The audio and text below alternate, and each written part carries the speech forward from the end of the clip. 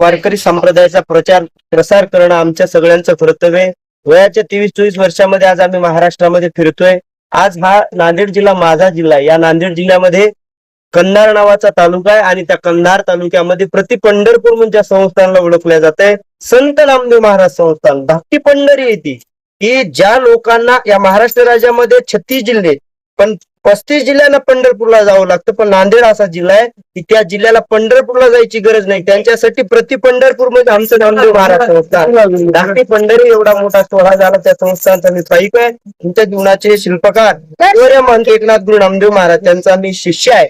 आणि आज या अखंड हरिनाम सप्त्याला आल्याच्या नंतर आज पंढरपूर नगरवासियांनी जे माझ्या प्रति प्रेम दाखवलं, या वारकरी संप्रदायाप्रती प्रेम दाखवलं, खरं सांगा दादा, या प्रेमाच्या महाराष्ट्राला गरज आहे. हो, या संस्काराची गरज आहे. आज शहरामध्ये सुद्धा असा सप्ताह होतो. हे कोणी दाखवलं असेल तर पंढरपूर नगर पावडेवाडीने दाखवले. गोडा गोड सप्ताह या ठिकाणी झालेला. कार्यक्रमाचं नियोजन केलं. हे सर्व आयोजक असतील, कमिटी असेल, सप्ताह कमिटी असेल, यांनी अतिशय गोड या कीर्तनामधून प्रबोधन जगाच्या समोर जातं. मी तर या मताचा माणूस आहे.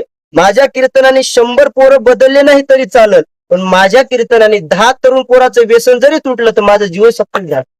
ते आमचं पंढरपूर नगर या सर्व वासियांचं एक स्वप्न होतं की त्यांनी हे मंदिर इथं उभारलेले आहे. तिथलं एक महान कार्य राहिलेलं आहे. ते यांनी खरोखरच इतका पाठिंबा मला केला आमच्या नगरवासियांनी की भरपूर केला. आणि ते कार्यक्रम जे आहे आमचा कळसाचा, ते आज 5 डिसेंबर रोजी हे पूर्ण काल्याचं कीर्तन हा बाबा आमचे महाराज नारायण महाराज शास्त्री केंद्रे परममित्र आहेत. आणि खरोखर त्यांनी मला एका फोनवर गजूभाऊ तुम्ही सांगा म्हणले तारीख, कुठलीही एक तारीख घ्या म्हणले, आणि एवढा मला त्यांनी सपोर्ट केला. आणि खरोखर त्यांच्या कीर्तनातून त्यांनी इतकं चांगलं आम्हाला मार्गदर्शन केलं. त्यांच्या वाणीतून एवढं आमच्या हृदयाला भिडलं की आम्ही ते कधीच विसरू शकत नाही. ते आमच्या नगरचे नशीब म्हणावं लागतं की अशी माणसं आम्हाला देवरूपी भेटले आणि यांच्या वाणीतून आम्हाला काल्याचं कीर्तन ऐकायला भेटलं.